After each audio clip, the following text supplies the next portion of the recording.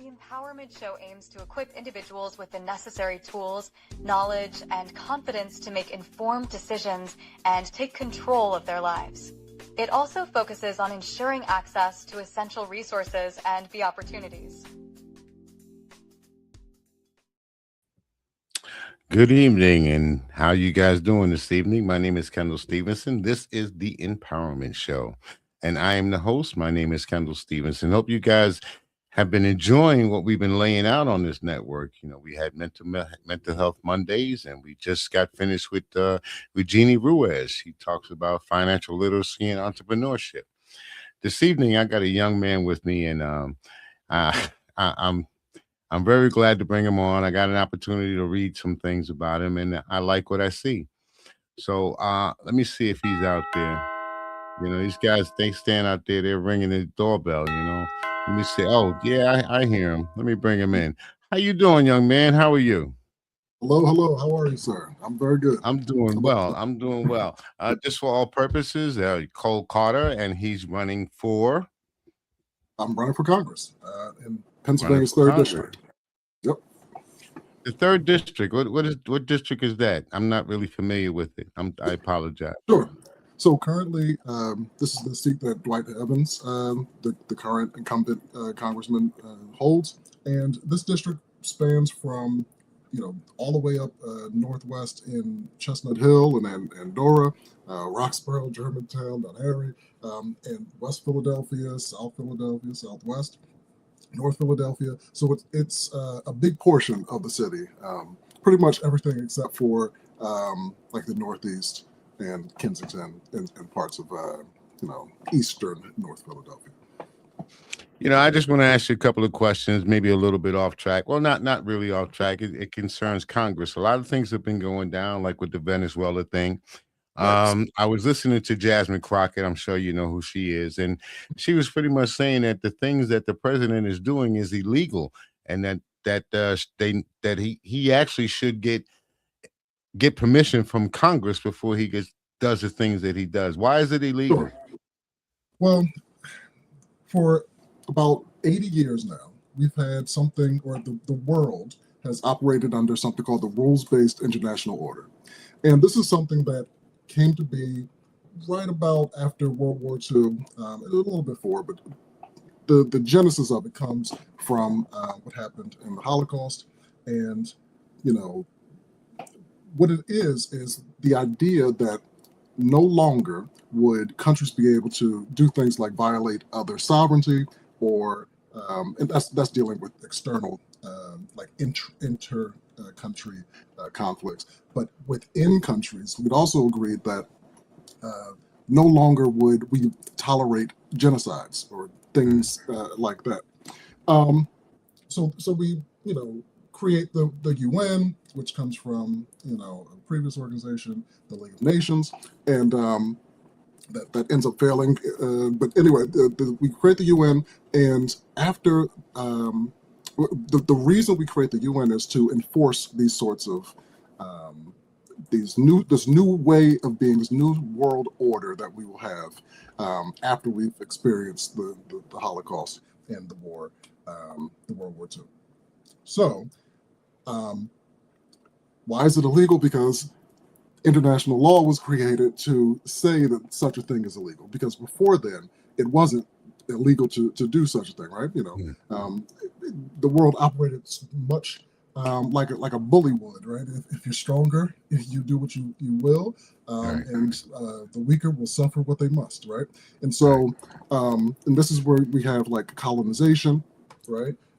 We have, if you look at Africa, a little before, but a couple decades before World War II, we had the scramble for Africa, and we can see that the world operated in this sort of way for a long time. And so it's illegal because the world decided it would be illegal. And now what happened is we're starting to see countries decide that, we're going to give up on this idea of a rules-based international order. We don't want to be constrained by the rules, because those rules, number one, they favor the United States most of the time in the West, but number two, For countries like Russia, for example, what's happening in Ukraine is a result of them wanting to violate this rules-based international order. What's happening in Israel, Gaza, once again, violations of international law and the rules-based international order. And so now finally, the United States, I guess, is joining the party saying that we also want to violate and give up on the idea or the fiction that we had a rules-based international order. Because in reality, the United States is meddled in the hemisphere for that 80-year period I was talking about, where we had international law and we acted like we were paying attention to it. That 80-year period, we conducted lots of covert actions and subverted lots of governments, and implemented lots of coups in South America, in Latin America, so in other places in Africa. So it's illegal. To answer your question, it's illegal because it's a violation of stated international law. But to be fair, or to be honest with ourselves, we've been doing this for a long time. And this is where they say history repeats itself. And unfortunately, the education system here is not really educating the people. And Right. I understand you want to do something about the education system, even tuition. When I was younger, I lived in New York, and when I was younger, when you wanted to go to college, back then in the 70s, you can go to college and you didn't have to pay a tuition as long as you went to city college. Right. And I see that they revived that back into New York City. Do you have any plans for maybe bringing something like that here? I would love for that to happen. So what I would like to do is to make basically from cradle to adulthood free, right? So that means covering pre-K, child care, pre-K, elementary school, middle school, high school, and also community college, or if you want to go to a public non-community college, or trade school. So for every sort of education, from the beginning to the end, up to a bachelor's degree, I want to be sure that we're providing that for free.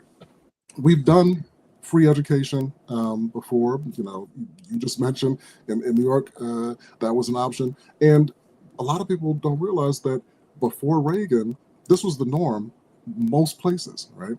We provided free education, free college to people, and it didn't really become a problem until Black people started getting educated, or until students became nuisances to governments. Because when you start learning about how the world operates, and you start to understand that maybe we're not always exactly the good guys, right? Like you start fighting maybe the war, and you start questioning why you're being drafted into a war. And when that happens, then you become a nuisance to the government sometimes. And so the government had to put an end to that. And Reagan was the person who started that process of making education expensive. That was in the Reagan era. I know all about it. I know the whole trickle-down effect. But here's one of the questions I guess people would ask, or that I would ask, is I understand that you want to implement these programs, and Yes. in order to do so, you would need resources. So how do you plan on funding these particular organizations? Like, I know you want free healthcare, and now you talk free education, and the question is how are they to be funded? How will it be funded? So first, right now we have enough money to pay for every program that we could ever want. The problem is that, and this is just using with the existing tax code.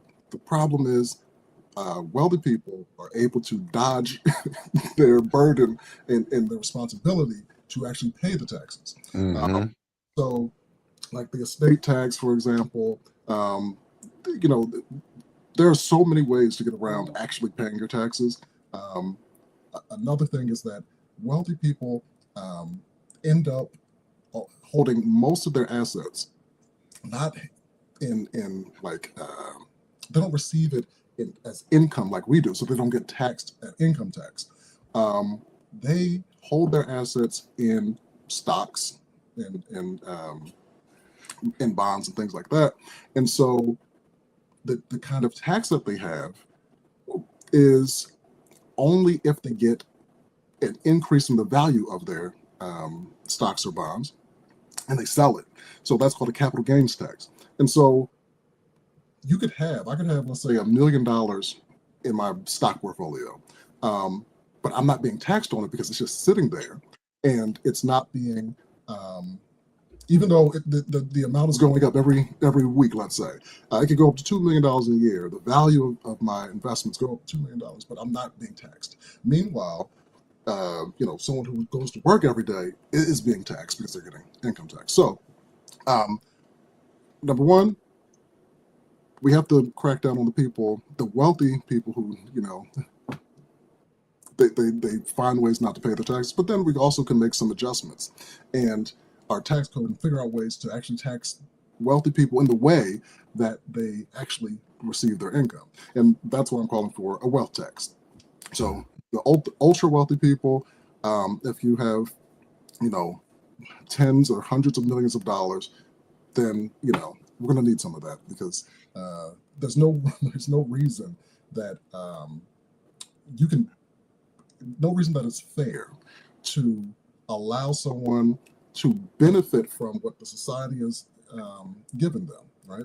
We've given people the ability to make all this money, and then we don't ask them to give back in any way. That doesn't make any sense. But we ask of the people who go to work for these people to give back. I think that's backwards. I think what we need to do is, actually make the people who have the money pay their taxes. And if we do that, then we'll be able to pay for everything that we want. Well, we got a lot of robin barons, if you want to call them the barons. Yeah. But that question has been asked of many politicians, and they pretty much come back with the same answers that we need to get the money, we need to take the taxes from the rich. And my question is, how are we going to get the rich to pay their fair share? A lot of the reason why, I'll step back. Whenever we look at a system and wonder why it's not working in the most sensible way, then that means that there's some incentives that are causing it to work in the other direction. And so a lot of this comes down to how we fund our political system as a whole, right? Like, how do people get elected? People get elected by soliciting donations from the very people who they are supposed to hold accountable. So if, in this race, for example, all of the people that I'm running against, they're getting big checks from rich people. Hello? It seems to have gone out. No, you're here. Oh, okay. The screen went white for me. Okay, so anyway, all the people that I'm running against are getting big checks from really wealthy people. And so it's going to be hard for me to, look at them and expect them to actually hold those people that they're getting their donations from, the people who are giving them their job. How are they going to hold them accountable and tax them, right? Because Congress revolves every 2 years, right? Next year, you're going to need some more money from them. so when you ask them, for more money, they're going to say, well, why'd you tax me? Of course I'm not giving you any more money. So what we need to do is fund our campaigns completely differently. We need to have public funding of federal campaigns so that we don't have to do this. There's no reason why, we have to ask thousands of people to solicit donations. This should just be something that's publicly funded, and that will cut out the corruption and make it so that we understand, that wealthy people will pay their taxes, and we don't have to worry about perpetuating that incentive. Yeah, I tell you something. If wealthy people actually would pay what they used to pay before Reagan came into office, I think we'd be better off economically. Before Reagan came into office, you didn't pay taxes on your Social Security when you got your Social Security check. Yeah. And now when you receive your Social Security check, it's considered to be earned income. So you're paying on the way in and you're paying on the way out. But And it one of my makes no sense pet, because you've one of my already paid it. yeah, you've already paid it, so you're paying it twice. That's kind of how it is. Right. You pay going in.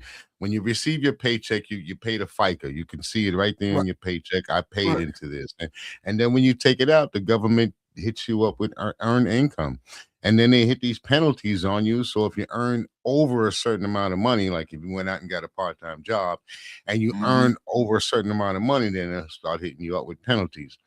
But my Insane. big pet peeve right now is paying a property tax. So I'm a Mm-hmm. veteran, all right, Mm-hmm. and I'm a senior, Mm-hmm. and I'm just wondering when the lobbyists and the big rich guys, they get all the big tax breaks.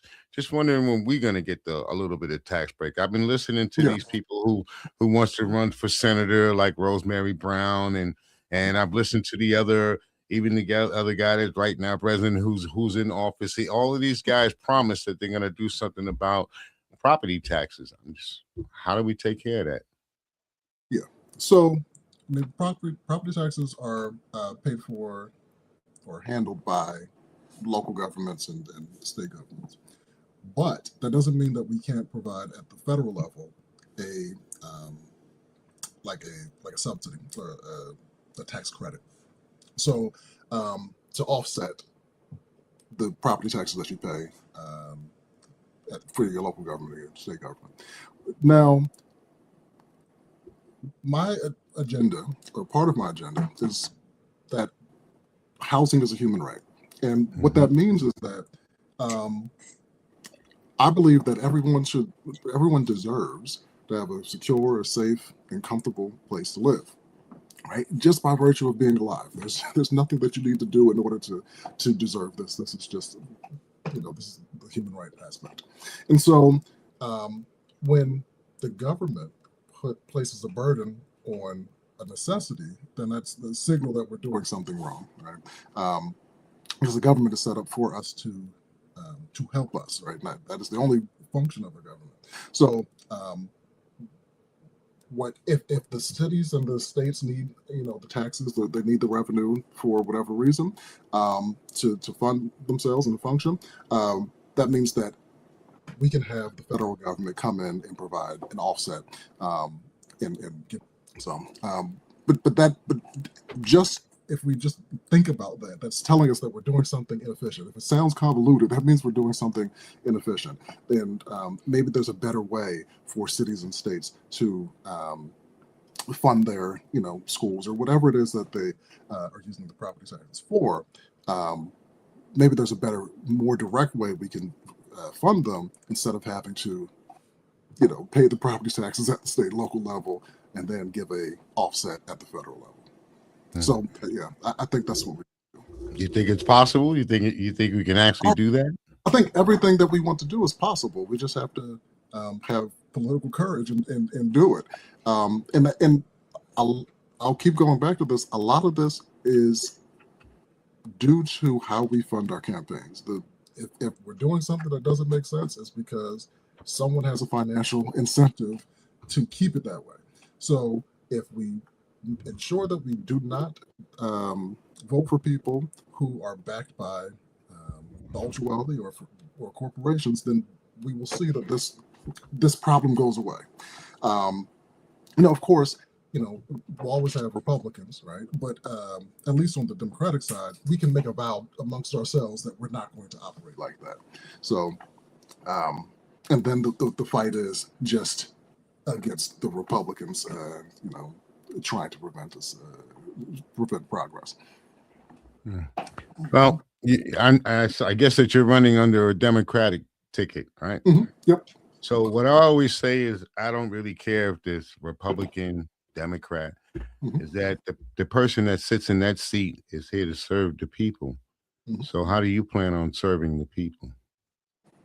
I plan on serving the people by being, a couple of ways.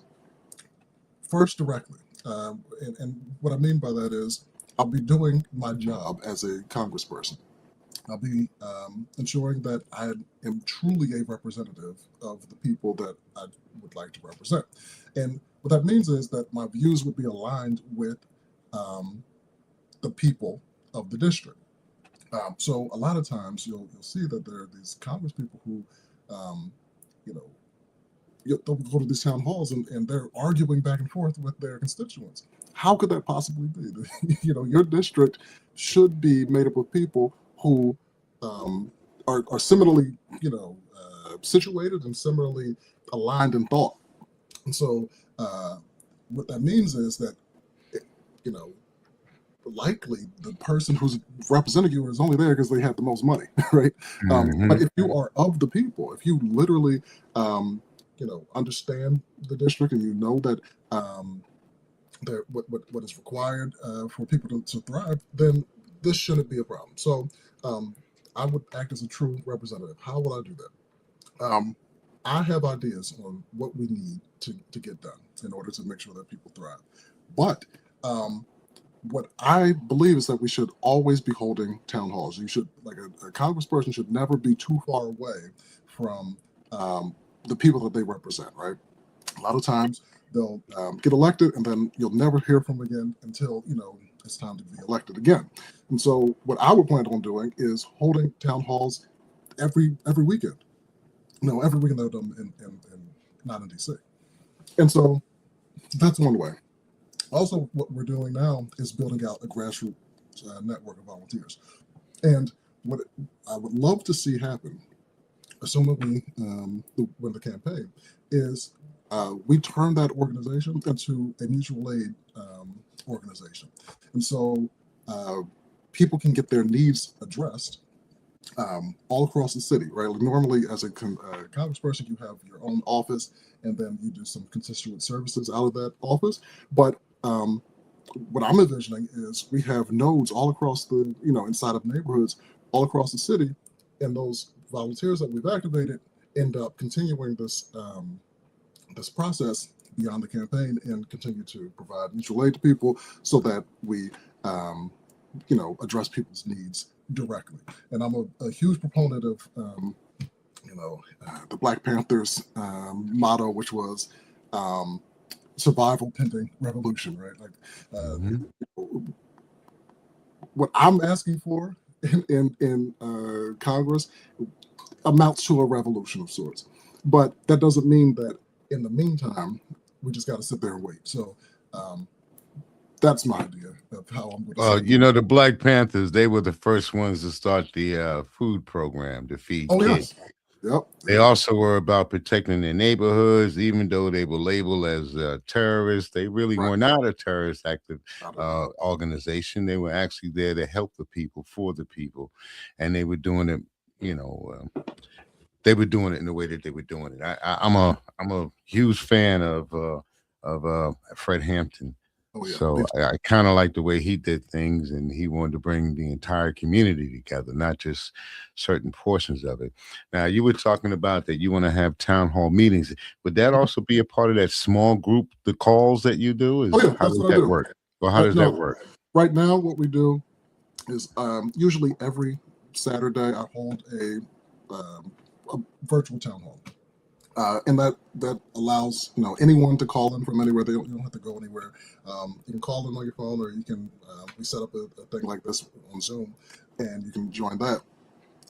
And I usually spend a couple of minutes going over the policies that I would like to propose, or I'm proposing, and then we just hang around after that, and I answer questions, and people are you know, tell us about the issues that they're facing, and you know, we work through ways on how to address it. So it ends up being you know, very participatory, and I would envision continuing that you know, forever, right?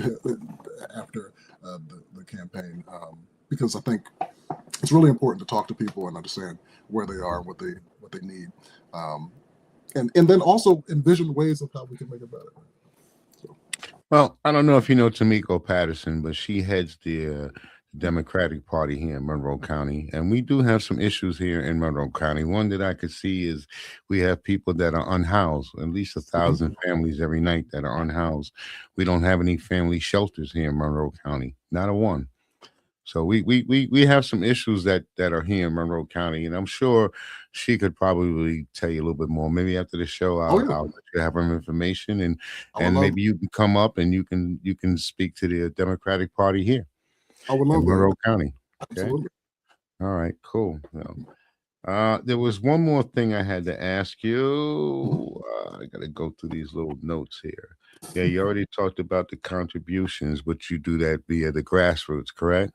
Oh yeah, one hundred And percent. how's the campaign going with that way? Are you Well, getting yeah, starting to we're get getting donations or? starting. So I just started soliciting donations right at the end of November. So like beginning of December. So far, we've had a little over 500 people contribute. So I think that's a good sign. I think that means that we're energizing something, or that shows the potential that this campaign has. Um, we, and these are all small dollar donations, meaning these are just regular people. There are no corporations, no wealthy people that I don't even know any wealthy people. Right? No APAC money, no Of CPAC course, money. no, absolutely Right, not. I right. would never. I would never. So, um, you know, this campaign, I vowed to never take any corporate PAC money. Of course, not APAC money. I would never take any money from any lobbyist representing a foreign country ever. Right? That doesn't even make any sense.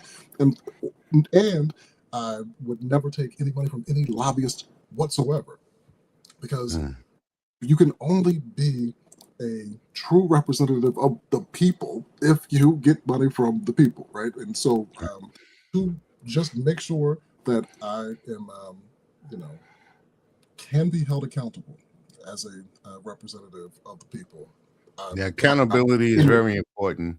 I think that's why I really like Jasmine Crockett so much because when she speaks, she's 10 toes down with her oh chest yeah, up in the air and she says what she has to say. And yes, you know, yes. not only does she say what she has to say, she brings receipts. She's Oh yeah, factual what she says. yeah. You know, I love I her. I, I just wonder if all of this is going to make a difference because it seems that this man he's going to do whatever the hell he wants to do. When this is all said and done, I'm just wondering. Yeah, yeah. Now, he'll probably get away with it because of the He will. immunity that the Supreme Court has given to him. But how about Mhm. all the people that's with him? They They're, don't have that so immunity clause. So they're all counting on pardons, right? They assume that they'll be able to get a pardon, but a lot of the things that they're doing are state crimes. So, when an ICE agent um, commits a crime in the state, right, or commits a crime that is a violation of state law, then they can be prosecuted under state law. So a federal pardon is not going to do anything for them, right?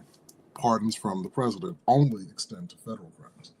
Um, and so, you know, and all of the people that are surrounding him, right? Like we can think of the first administration. Almost everyone that was with him went to jail, went to prison, right? I don't even understand why Exactly my anybody would meaning. agree to go to go, sign up for the second campaign or the second administration. Um, everything he touches goes to jail. So what I would say is, number one, the pardon power is only, um, applicable to the federal crimes that you commit. So they better be very sure that they're only committing federal crimes. Secondarily, they're not immune from impeachment. I'm thinking of the people in the cabinet. Uh, the very first thing that I plan to do when I walk into, after getting sworn in, is having articles of impeachment drafted, ready to go for every Mhm. single person in that administration that has committed a crime, and almost every single one of them have. Oh yeah, Starting at the Cash president. Patel, Pam Bondi. Yes, yes. You know, So, I think Martin Luther King Jr. I like the quote that he said. I think he said it best. He says, "You have two type of people. You have those that are sincerely ignorant, and those that are conscientiously stupid." And right now, this oh yeah, administration, they are conscientiously oh yeah, stupid because they know what they're doing is wrong.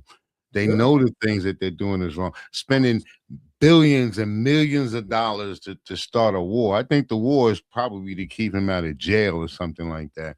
Well, or yeah, to cover up for the Epstein Epstein. files and stuff, or at least give them enough time to redact it all. Yep, Because yep. my They need a understanding is that there's distraction. millions and millions of copies of papers and stuff that's coming out now. Yeah. So they need a little time to read through everything so they can redact it all. So we'll never know what the hell it says anyway. You know? But what has come out so far is damning enough to be the end of his career. Like, there's no reason why he should be in office at this moment. Just the I'm thinking of the Lake Michigan Mm. revelations. At the very least, these should be investigated, and we should be holding hearings about all of this stuff. And I don't know about anybody else, but I don't want a president that's even been accused of any of these things. So, just his association with this man is damning enough. So, he's definitely hiding something with his picking fights in Venezuela, but in his insanely illegal kidnapping. That's the only word for it. But the Epstein files are my best guess of why he's doing this. Okay, so we're gonna wrap this up, and I got one more question I'd like to ask you. There are 12 other people besides yourself running. Mm-hmm. Why should we pick you? I'm the only one who understands what the gravity of the current moment is. Right? I'm the only one I know that is calling what is happening a coup. I'm the only one I know that has called January 6th a coup attempt. Everyone else will be calling it an insurrection or something, or using light words that misdirect and don't face it at all. I'm the only one that's calling Project 25 a blueprint for an authoritarian coup of the United States. I'm also the only one who has vowed not to take any corporate PAC money, any money from lobbyists whatsoever. We do have a couple people in this race who were not so clear in their answer when they were asked whether or not they would take money from insurance companies or money from pharmaceutical companies. And one of them, a doctor, in fact, said that they would take money from pharmaceutical companies. I think that that's insane. So, and I don't think that is something that is acceptable from a representative. Additionally, I'm not part of the Democratic Party establishment. Everyone who is running the top people has either been handpicked, right, as a successor from the person who's already there, or is already a sitting representative or sitting state senator. Mm-hmm. And so what they're basically asking for is an upgrade. They're asking for a promotion. And I would say, what about your life, if you live in Philadelphia, has changed for the better such that you want to give these people a promotion, right? And so that's how politics usually works, is that, people who are in office try to just continually go higher and higher. I don't think it should work like that. I think that we should, whenever we can, we should have new blood in so that we can keep them on their toes, right? Like politics shouldn't be so easy that, it's just walk in the park to go to the next level, right? Like you should have a competitive primary. People's ideas should be tested, and nobody should be anointed the next congressperson in the city. Philadelphia is like a machine politics sort of place. So like Democratic Party and the party boss and all these leaders have a lot of sway in how the next representative gets picked. And I don't think that's fair, because the way that the next representative should be picked is by who the people want the next representative to be. So with me, you end up with somebody who is clean with respect to their campaign contributions and is not part of the establishment. I don't care what the establishment has to say. And when we align, that's great. If we don't, then I'll do what is best in the best interest of the people. And finally, I'm actually from this city. Mm-hmm. I grew up in this city. I've lived the sort of life that is most similar to the average Philadelphian. When growing up, my life as a teenager and a young man was much more similar to the average Philadelphian's life, right? Like I grew up in Germantown, neighborhood of Philadelphia. I was stopped and frisked. I've experienced police brutality. I have been judged by sagging my pants as a young boy, a teenager. I rapped. My life is so much more similar to the average Philadelphian than anybody else in this race. And so I think I would better represent the people of Philadelphia, because I actually know the people of Philadelphia. I am the people of Philadelphia. So. Well, you come from the community. That's why you understand the community. So that makes you a person of the community. Exactly. Right on. Absolutely. All right. So we're gonna chop it up. Hopefully, I get you back on again. Oh yeah. What is it? November that the elections this Well, November coming up? Yeah, if we make it to past the primary, then it's November. So, but the primary is in May. How are you doing in the primaries right now? Well, it hasn't started yet, but we'll know better by like April. So, what do you need signatures or something now? Yeah, exactly. Yeah. Signature season starts next month, so we'll get the signatures and try to get a lot of signatures so nobody tries any funny business, and then we'll be off to the races.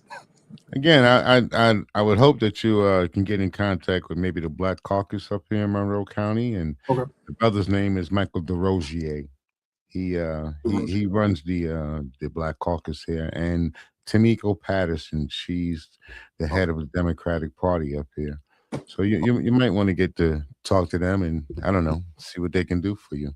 Absolutely. Right, I would love to. Thank you. All right, brother. Thank you again for coming on. We truly do appreciate it. And my name is Kendall Stevenson. Again, this is the Empowerment Show, and thank you guys for tuning in.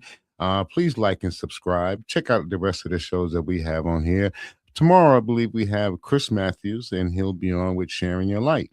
Don't forget, we have Mental Health Mondays with Hope, and we have Jeannie. She comes in on Wednesday to talk financial literacy and entrepreneurship. I'm back on Tuesday again with my man Yates, and we talk politics. So I'm Kendall Stevenson. Thank you guys for tuning in, and see you next time.